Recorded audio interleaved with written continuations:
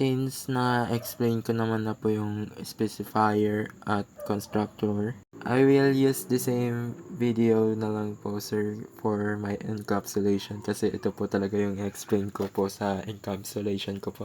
So sa encapsulation po, dito po is i-access po natin yung private access specifier po natin, which is kailangan po nating mag-set and get para po ma-access po natin yung hidden data in the private access specifier po. So, dito po nakatago po yung int pass at int present ko po, which is sa class ng age po. So, dito po nag-set and get po ako, pero hindi lang po yun.